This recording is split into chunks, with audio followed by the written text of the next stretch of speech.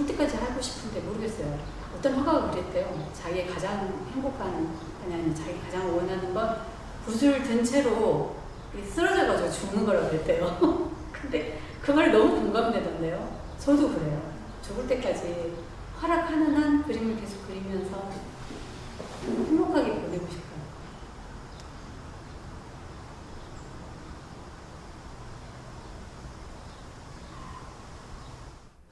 저는 좀 정년퇴직하고 늦은 나이에 그림에 입문한 서양화가 이정옥입니다.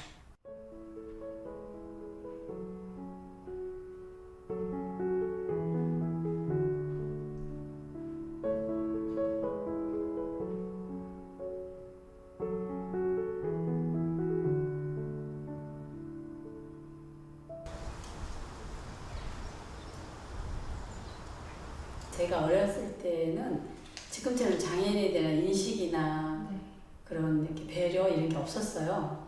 그래서 거의 학교 들어가기 전까지는, 초등학교 들어가기 전까지는 집에서 거의 생활했죠. 왜냐면 저는 나가면 이게 좀 신체적 그런 것 때문에 애들이 놀리고 그런 게 되게 심했거든요.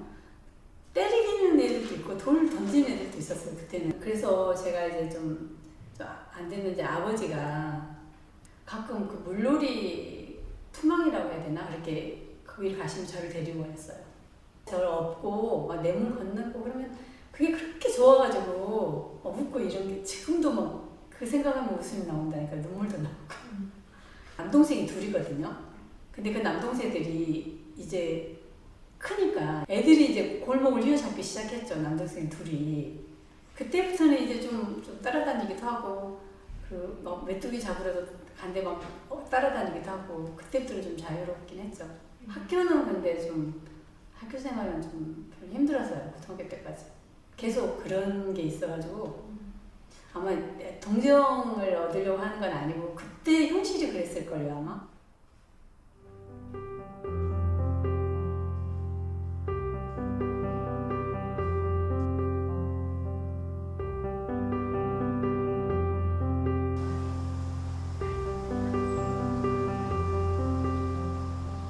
고등학교 졸업하고 이제 가정 형편이 그렇게 넉넉하진 않았거든요.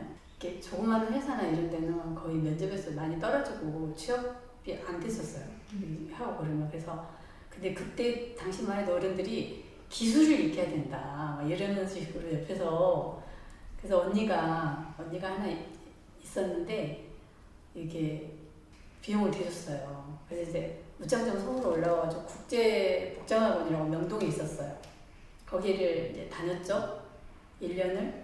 근데 이제 그때 다닐 때 그 과가 디자인과가 있고 이렇게 패턴과가 있었어요. 근데 이제 그 선택을 할 때 아무래도 디자인과는 좀 자신이 없고 제가 감각은 좀 없는 편인 스스로를 좀 느껴가지고 그 모델리스트 기술직을 택한 거죠. 그러니까 정말 남들보다 학원을 빨리 가고 제일 늦게 퇴근하고 이런 식으로 해가지고.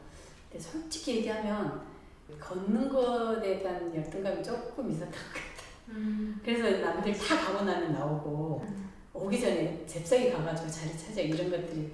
근데 그런 게 약간 좀 근성이 돼서 선생님이 추천을 해주셨어요. 거의 졸업할 한 몇 번은 남았는데. 그래가지고 선생님 추천장이 있어서 그런지 바로 취업이 됐죠.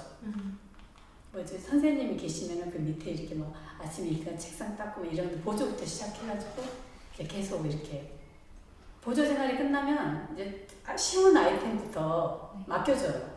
저 사수가 스커트부터 뜨고 바지 뜨고 브라우스 뜨고 이런 식으로. 그 다음에는 코트도 뜨고 자켓도 뜨고 제일 어려운 자켓도 뜨고 이런 식으로.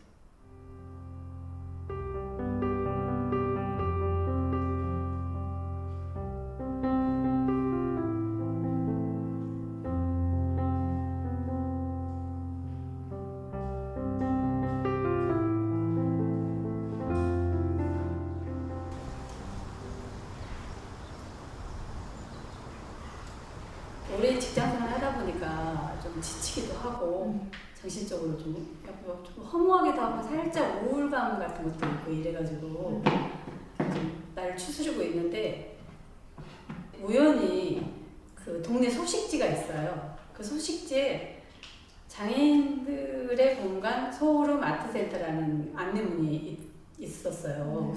그래서 이제 호기심에 방문을 했죠.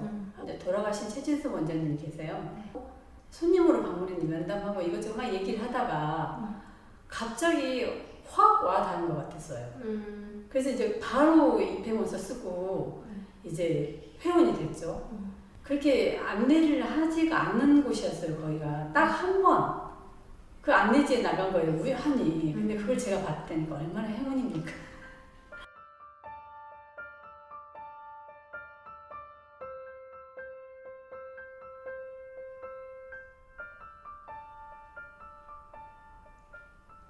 우리 그 의류 쪽이 이직률이 굉장히 높아요. 타 회사에 비해서.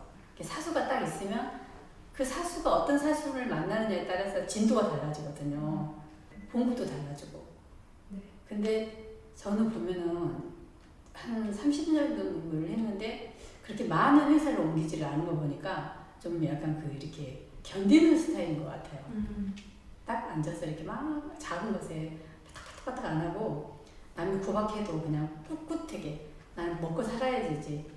집안도 형편이 안 되니까 내가 내 스스로를 책임져야 되잖아요. 이렇게 인내하는 그런 게 있는 것 같아요.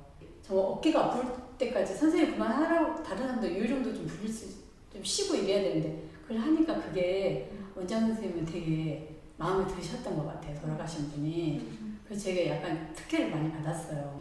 너무 재밌는 거예요. 이게 소음으로 오는데 9시에 문을 여는데 한 반에 온다는 거 8시 반에 미리 주차장에서 기다리는 거예요. 문 열릴 때까지. 그랬었어요.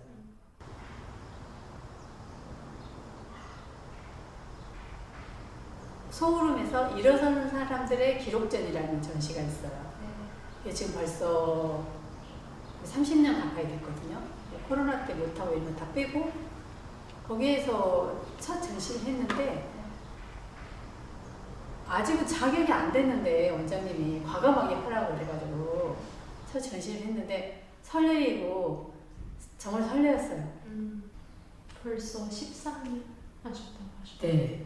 13년. 13년. 오래 했다. 13년.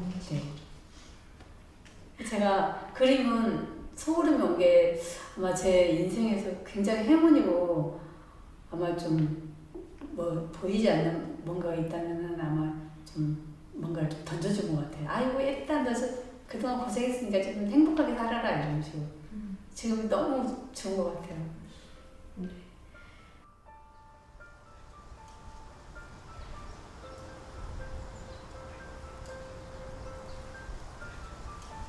이종옥 작가님의 조카 최아형이라고 합니다. 은퇴를 하고 전혀 다른 분야에 이제 매진을 하겠다고 해서 이런 취미 생활도 괜찮겠다라고 생각을 했어요. 예술 분야다 보니까 오히려 더 적극적으로 찬성을 하고 응원을 하게 되었죠. 그 열정을 보여줌으로써 또 이런 어린 조카들한테도 롤 모델이 될 만큼 굉장히 힘을 많이 받고 있고 너무 이렇게 몸을 힘들게 하지는 않고 꾸준히 재미있게 할 수 있으면 좋겠습니다.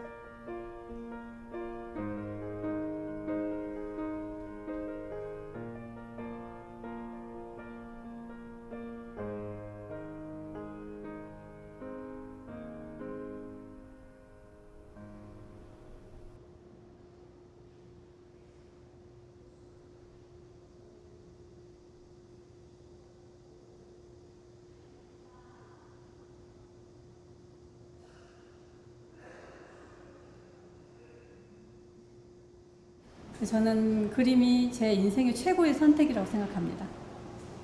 집에 있으신 분들을 끄집어내고 싶다. 내가 어떤 그런 계기가 되고 싶다라는 생각을 했어요. 주제넘게 이렇게 난척을 한다는 게 아니고 나의 이 성취감이나 이 즐거움, 행복, 좌절도 오지만 거기에 또 뒤따라오는 보상 이런 것들 좀 알려주고 싶더라고요. 자기가 하고 싶지 않은 일을 하면서도 이렇게 어쩔 수 없이 해야 되는 많은 분들이 있잖아요. 선택인 것 같아요. 어떤 걸 선택할 것인지 매 순간이. 그럼 작가님은 후회 없으세요? 전혀 없죠. 다시 해도 다시 하겠죠. 전혀 후회하지 않습니다.